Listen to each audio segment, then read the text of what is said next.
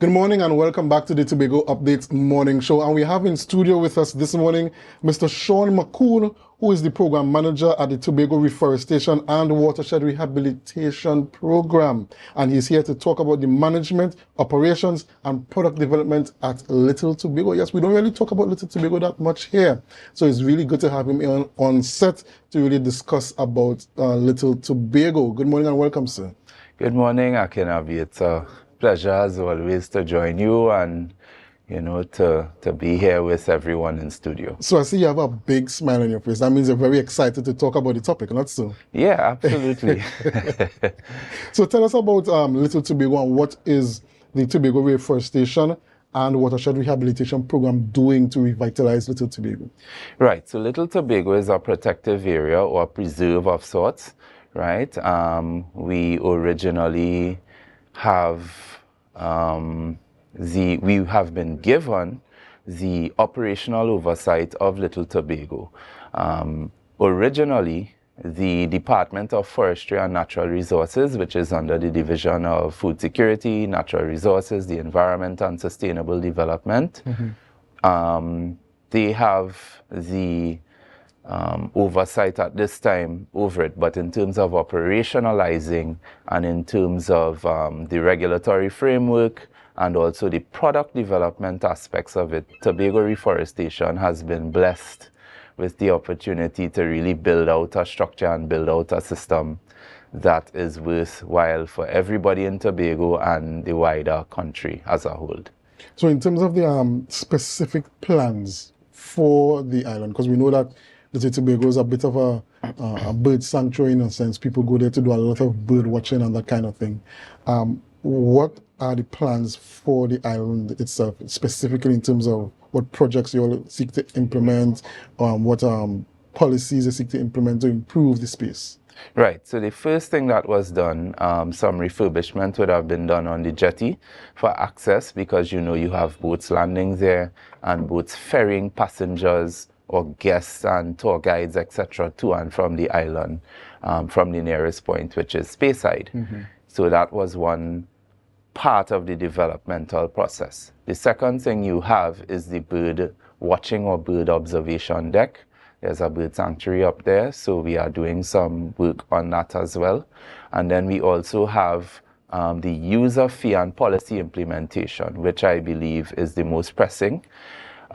We want to actually implement a system whereby you have a fee for foreigners, a fee for locals, and you break it down between adults and children. Of course, you have infants who will not pay. They are not categorized as a paying customer because they accompany an adult as a minor. And then also what you call an annual permit, which is paid for by the tour guides, the boat operators. Once you are ferrying or taking people onto the island of Little Tobago, you must have that permit in hand. So it's a very, very structured sort of system that we are putting in place. Reason being, we have seen the challenges rather down in, say, the Bucco Reef Marine Park. Yes. So just to erring on the side of caution and really and truly building a framework that we take in front. Yes. We take in front, and we want something that is robust, we want something that is pragmatic, and we want something that everybody can get on board with. And we've gotten the buy-in of the boat operators and the stakeholders, the tourism stakeholders in particular in Speyside and environs are very excited about it, because they also see it as a way of improving their service. They also see it as a way of being able to provide that type of high-level service that is expected of us as a destination. Because when it comes to the tourism and the destination product development side of it, seeing that the northeast of Tobago is quite popular for its ecotourism, and we have quite an influx of visitors from Europe in particular, you must raise the bar and you must raise the level of service and product development that we have to offer. So you said a number of things that I really want to segue into, but let's start off with the jetty. In terms of the rehabilitation work to the jetty, is it completed, or is that just maybe phase 1 or phase 2 completed, and there are more phases to go in terms of the rehabilitation of the jetty? Right. So you would recall about 2 or maybe 3 years ago, the chief secretary, being the area representative, would have initiated some sort of upgrades and so on. So that was the first part, and then some other upgrades were done. That was not under the remit of reforestation. However, since we and the Department of Natural Resources and Forestry have a vested interest and we have operational oversight, we would like to see some more things done. So I would say that there are some upgrades that are upcoming. The particulars of that at this time I'm not in a position to talk about. However, we look forward to those continued developments which would add value and add to the user experience for safety, security, and comfort of those being ferried to and from the island. So that's that. All right, thank you very much. I want to get into some more details, but we have to go for a short break, viewers, and when we come back on the other side of this very, very short break, we're going to continue conversations concerning the development of Little Tobago. So do us a favor, share the live, share the live, share the live. We'll be right back after these short messages. Good morning, morning. Welcome back to the Tobago Updates Morning Show, and we're continuing conversations surrounding Little Tobago and its development. And you know what the people say, the more the merrier. So now in studio we have Miss Kelly Mannette, who is the General Manager of the Tobago Reforestation and Watershed Rehabilitation Program. Good morning and welcome, Miss Mannette. Good morning. Thank you very much for having me. So it's very good to have you in here. We could have more discussions and get really deeper into some of the issues that we are discussing right now. But I want to continue on something that we previously spoke about concerning the fee structure for persons to enter the island. And you're saying that there's one fee for locals and one for foreigners. But there's a group of people that sort of fit in between, and those are CARICOM nationals. Did you all consider CARICOM nationals, and which category would they fall under? Right. So if we, from the face of it, if we were to look at the breakdown of the fee structure, they fall under the category of foreign nationals. Because at the end of the day, while we are all one Caribbean and we do push regional integration and collaboration and efforts, we are Trinidad and Tobago. We are the Republic of Trinidad and Tobago. Little Tobago is a ward, or is a part of the Republic of Trinidad and Tobago as an offshore territory. So therefore, the same rules would apply to CARICOM nationals. So if you're from Grenada, Barbados, Jamaica, any one of the CARICOM countries, you would still be paying the foreigner's fee for adults or children, as the case may be. Okay. So, Ms. Mannette, I want to bring you into the conversation now. And earlier, Mr. McCoon was mentioning that there has been buy-in from the boat operators and the tour operators, and the tour guides, sorry, concerning paying maybe it might be an annual license to operate on Little Tobago. Yeah. I want to raise a concern, because we had that an instance on the western side of Tobago where reef boat operators did agree to create a system, a queuing system, to get passengers to go on the boat, to kind of limit the amount of touting we used to see down on that end. And as soon as the policy was implemented, some of them decided to undermine the policy, and it disintegrated into nothing. What do you all have in place to make sure that those who agreed to the policy, to the license, paying for the license, adhere to it?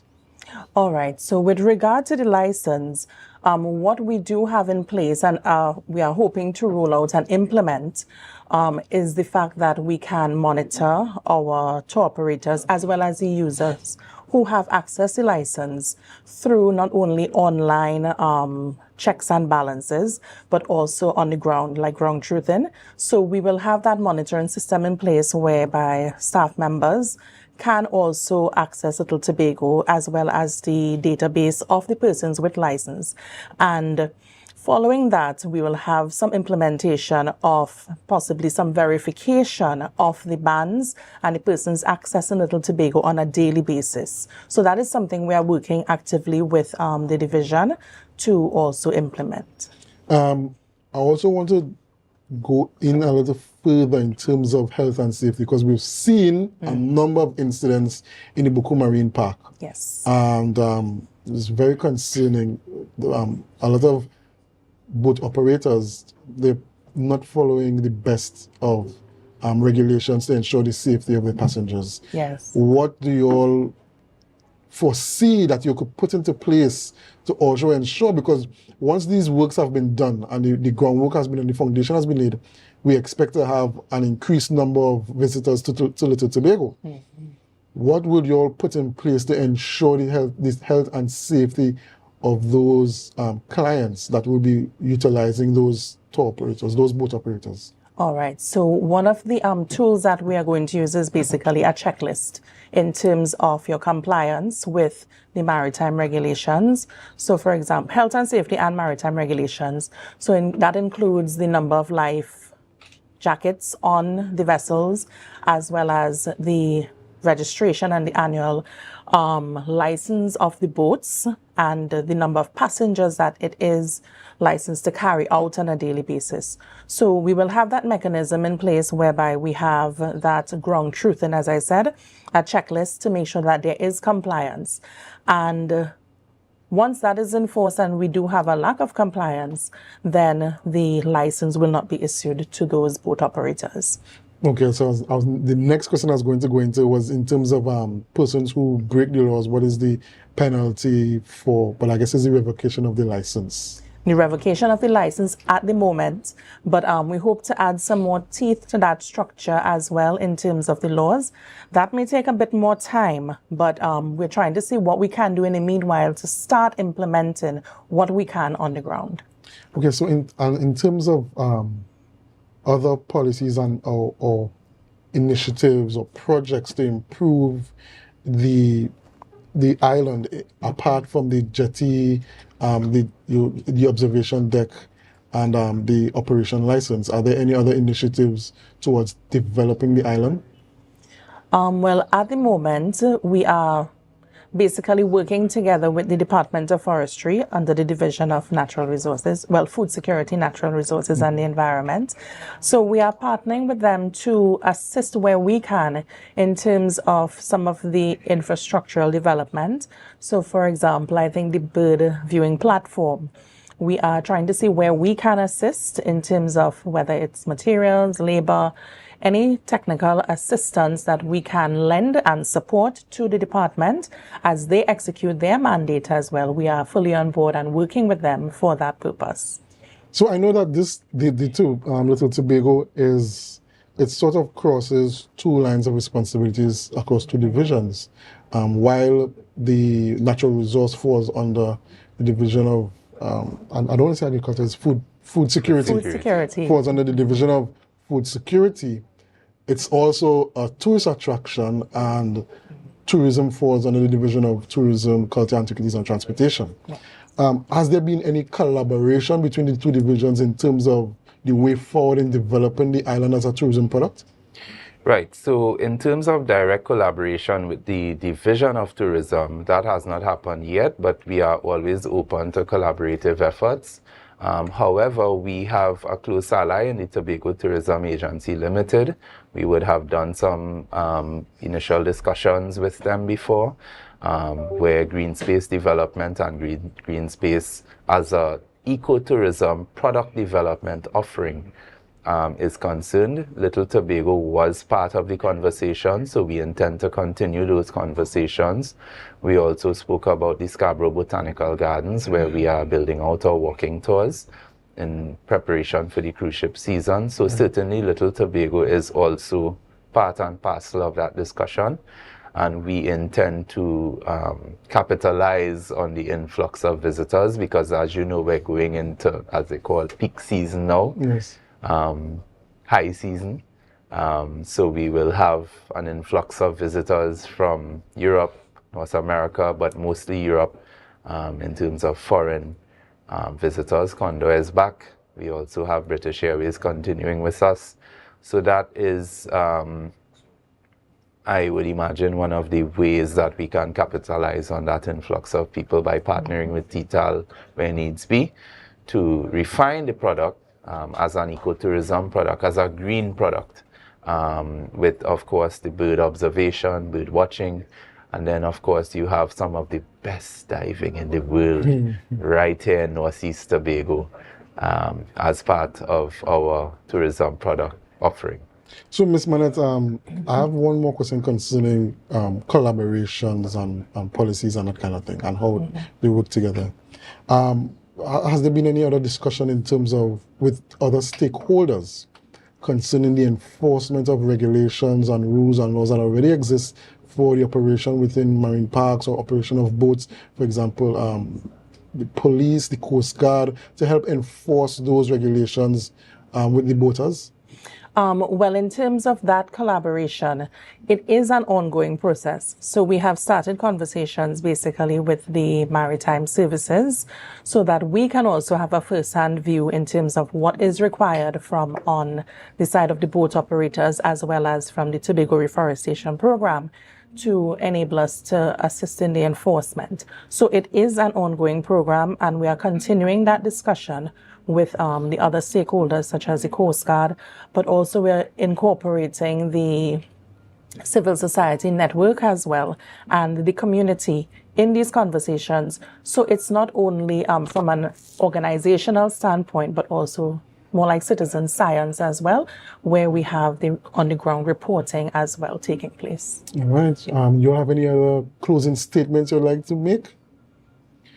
Well, I just want to also say, a heartfelt thank you to the manager of Blue Waters, Mr. Reginald McCoon, and he's also the Hotel Association president. He has been so gracious in reaching out to also partner with us as a private sector partner for the actioning and operationalizing of this framework for Little Tobago from Blue Waters in. They're a major private sector stakeholder and one of the noteworthy accommodation sector operations that really drive what we have in the Northeast for accommodation. So they have been so gracious in reaching out and wanting to partner with us. So I just wanted to say thank you to him and his team, and also all of the other stakeholders that we'd be engaging with going forward. All right, thank you very much, Ms. Kelly Mannette and Mr. Sean McCoon, for joining us this morning to tell us about the management, operations, and product development at Little Tobago. Viewers, you can look out for it. There's going to be much development in Little Tobago, so you can look out for that improvement of the experience when you visit the island. We have to go for a break, but when we come back on the other side of that break, we're going to be having discussions with Mr. Dave Elliott, and we're going to be talking about Remembrance Day Parade 2025. So do us a favor, share the live, share the live, share the live. We'll be right back after these messages.